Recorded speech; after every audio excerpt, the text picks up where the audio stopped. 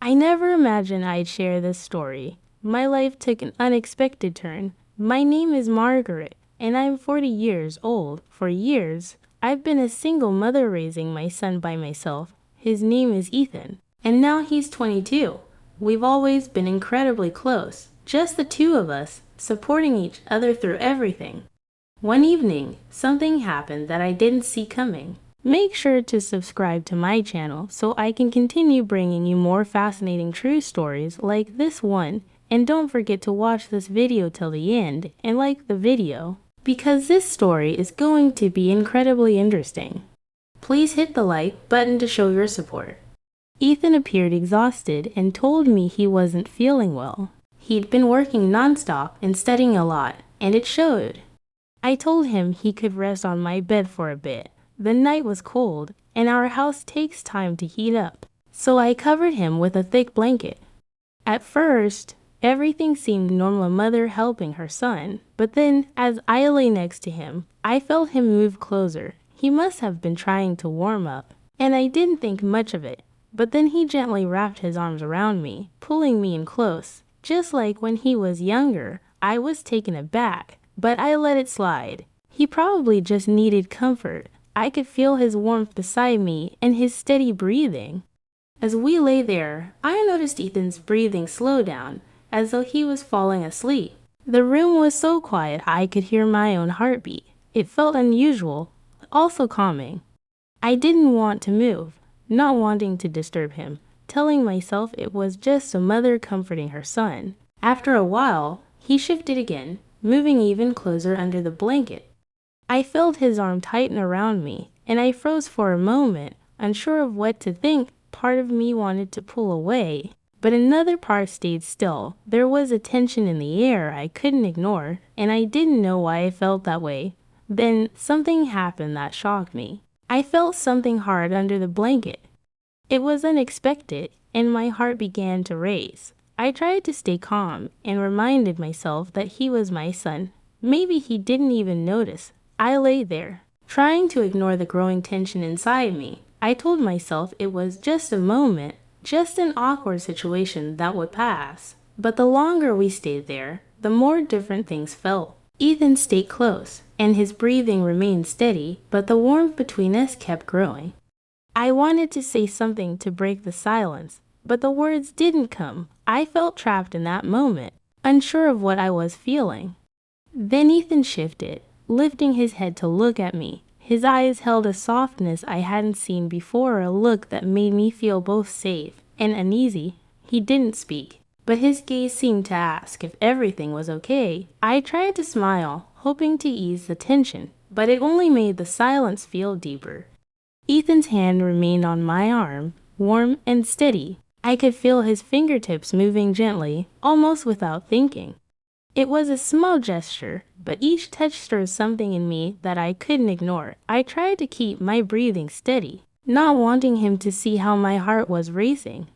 I didn't know what to do or say, so I just stayed still, feeling wrapped up in the strange connection between us. I told myself it was just a mother comforting her son, but with him so close, I couldn't ignore the deeper feelings bubbling up. I felt confused yet comforted, and an unexpected warmth filled me. Ethan didn't seem to notice my internal struggle. He just stayed there, his hand moving softly, comforting me as if it was completely normal. His breathing was calm again, and his eyes closed as if he were about to fall asleep. But then his hand shifted, sliding slowly up my arm. I felt a shiver run through me, and he opened his eyes, locking gazes with me. There was a question in his eyes, as if asking if this was okay, if I felt the same strange pull he did. I whispered his name, barely able to get the word out. I wanted to stop everything, pull away, but I couldn't.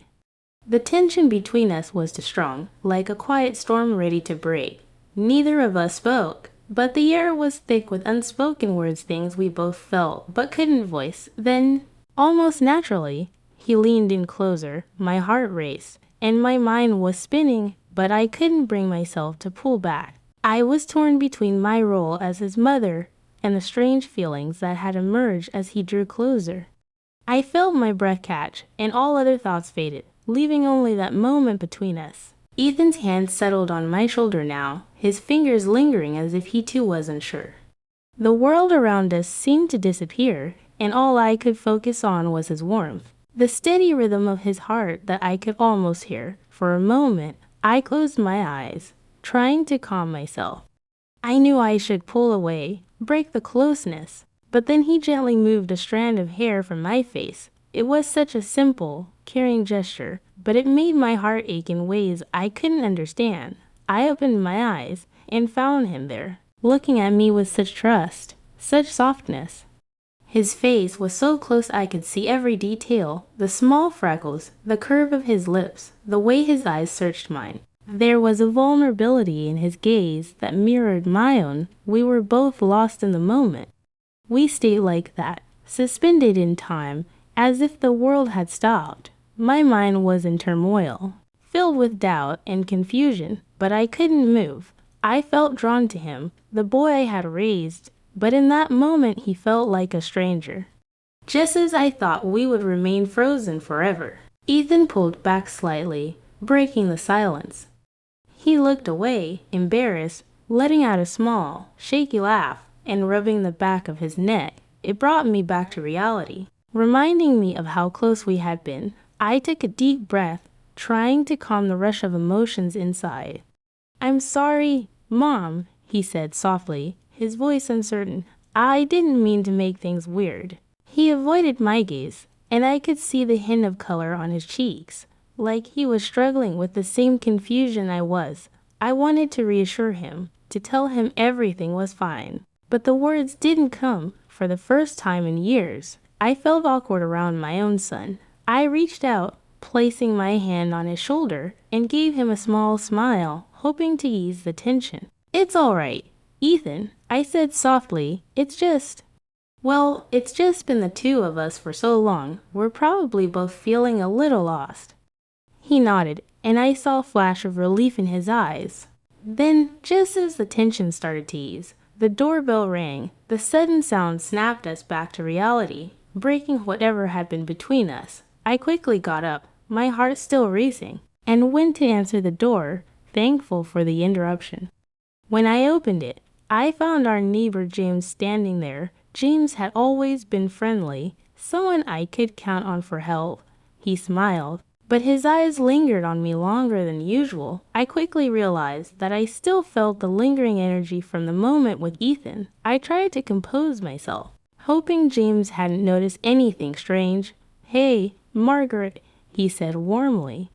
"I thought I'd stop by and see if you needed anything. I know it's been cold lately, and I can help with any heating problems you might have." I felt a wave of relief wash over me, and for a moment, I let myself relax. "Oh, thank you, James," I replied with a smile. "Actually, the house does get a little chilly." "I'd really appreciate the help." James stepped inside, and I could feel Ethan watching from the hallway. His face was unreadable. I glanced back at him, and for a moment, I saw something in his eyes. Jealousy, maybe, though he quickly hid it. It took me by surprise and left me wondering if he was feeling more than he let on. As James checked the heater, he asked me about the house and the weather. We made small talk, but I kept glancing at Ethan, who stayed quiet, watching us both. His gaze was intense, and I could feel his discomfort. It made the tension in the room even thicker. I felt torn between wanting to ease things with James and being aware of Ethan's presence. His eyes never left us. After a few minutes, James turned to me with a warm smile. "All right, everything looks good here, Margaret. Just call me if you need anything else." I thanked him, and as he left, I felt the tension between me and Ethan grow stronger. I closed the door and turned to find him standing there, arms crossed, a serious expression on his face. "Are you okay, Ethan?" I asked, trying to understand what was going on in his mind. He shrugged, looking away. "Yeah, I'm fine. Just didn't expect James to stop by. That's all." I wanted to reach out to him, to understand what was happening between us. But before I could say anything more, he walked past me, heading for his room.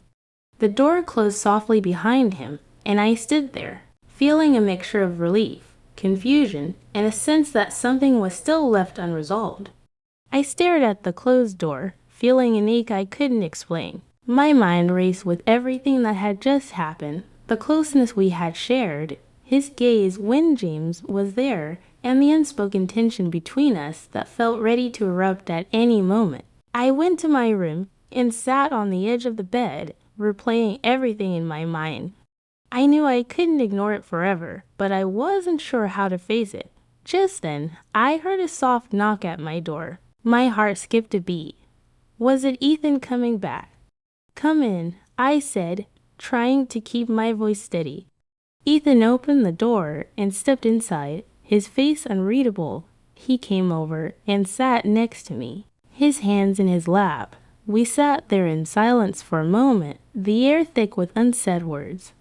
"Mom," he finally said, his voice almost a whisper, "I don't know what's going on. I'm sorry if I made things weird earlier."